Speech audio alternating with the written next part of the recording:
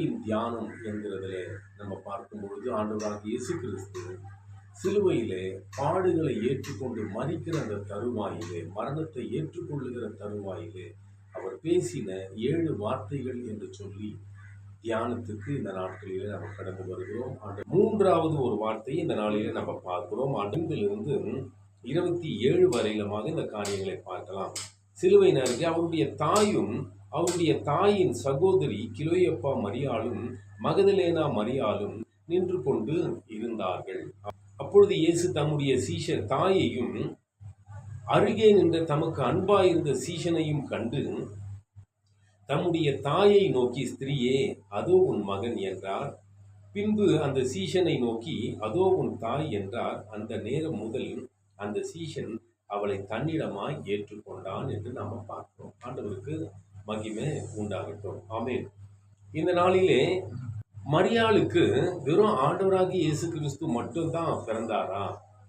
அவளுக்கு அந்த தாய்க்கு வேற பிள்ளைகள் பிறக்கவில்லையா? யோசேப்பை அவர்கள் மனம் முடித்த பிறகு அவங்களுக்கு மற்ற பிள்ளைகள் பிறக்கவில்லையா என்றால் மற்ற பிள்ளைகளும் பிறந்திருக்கிறாங்க. இன்னைக்கு மத்தேயு 13ஆம் அதிகாரம் 55ஆம் வசனத்திலிருந்து நம்ம பார்க்கும் பொழுது, இவன் தச்சனுடைய குமாரன் அல்லவா? இவன் தாய் மரியாள் என்பவள் அல்லவா? யாக்கோபு, யோசே, சீமோன், யூதா என்பவர்கள் இவனுக்கு சகோதரர் அல்லவா? இவன் சகோதரிகள் எல்லாரும் நம்மிடத்துல இருக்கிறார்கள் அல்லவா? இப்படி இருக்க இதெல்லாம் இவனுக்கு எப்படி வந்தது என்று சொல்லி அந்த இடத்துல சொல்லுகிறதை நம்ம பார்க்கிறோம். அப்போ அவருக்கு அந்த மரியாளுக்கு 4 ஆண் பிள்ளைகள் இருக்கிறாங்க. இவருக்கு அடுத்தது அதுக்கு கூட சகோதரிகளும் பெண் பிள்ளைகளும் பிறந்திருக்கிறாங்க.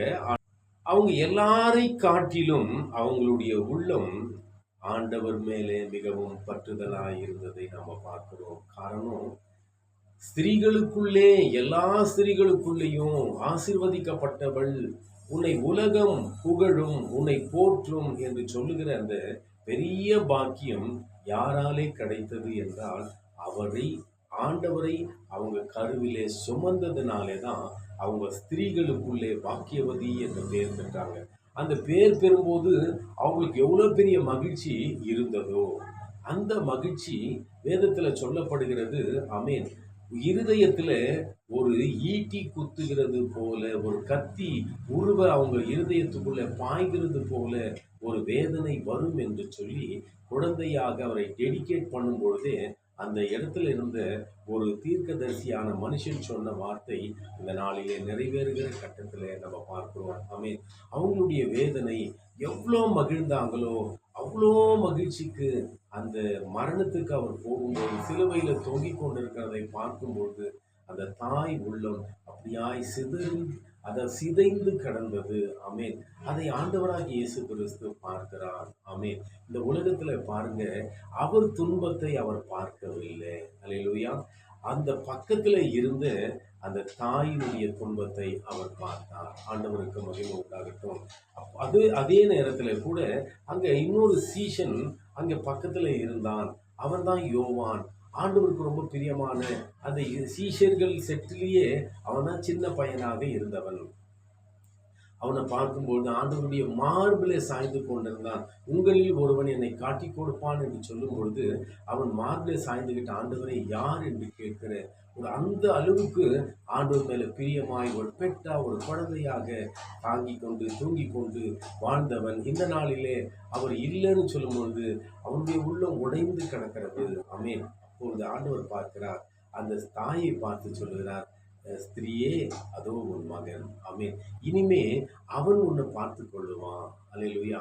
அந்த பக்கத்துல இருக்கிற அந்த மகனையும் பார்த்து, நீ இனி அவங்கள தாயா நீ பாரு, அவங்க அதோ உன் தாய் என்று சொல்லி அந்த இடத்துல அவங்கள ஆறுதல் படுத்தி தேவன் அந்த இடத்துல ஒரு நன்மையானதை செய்கிறதை நம்ம பார்க்கிறோம். எனக்கு அருமையான தேவ ஜனமே, சிலுவையிலே பாடுகளுக்கு மத்தியத்துல எல்லாரும் கத்திக்கிட்டு வேதனைப்பட்டுக்கிட்டு இன்னும் கொஞ்ச நேரத்தில் நம்ம உயிர் போக போகுது அப்படின்ற ஒரு வருத்தம் இல்லாமல், ஆமென், அல்லேலூயா, தேவனுக்கு மகிமை உண்டாகட்டும்.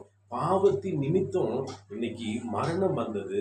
அந்த மரணத்தை மாற்றவே ஆண்டவராகிய இயேசு கிறிஸ்து இந்த உலகத்துல மனுவாக பிறந்தார் என்கிற செய்தியை நம்ம எல்லாரும் கேட்டிருக்கிறோம். ஆக இன்றைக்கு மனுஷனாக பிறந்த அவர் ஆமென் மனு குலத்தை மீட்க தன்னை ஒப்பு கொடுத்தார். ஆமென். அதை ஒப்பு கொடுக்கிற காரியத்தை தான் இந்த சிலுவை தியானம் என்று சொல்லி 7 வார்த்தைகள் என்று சொல்லி மிக முக்கியத்துவமாக படுத்தி இந்த நாட்களிலே தியானித்து வருகிறார்கள். எனக்கு அருமையான தேவ ஜனமே, நாம்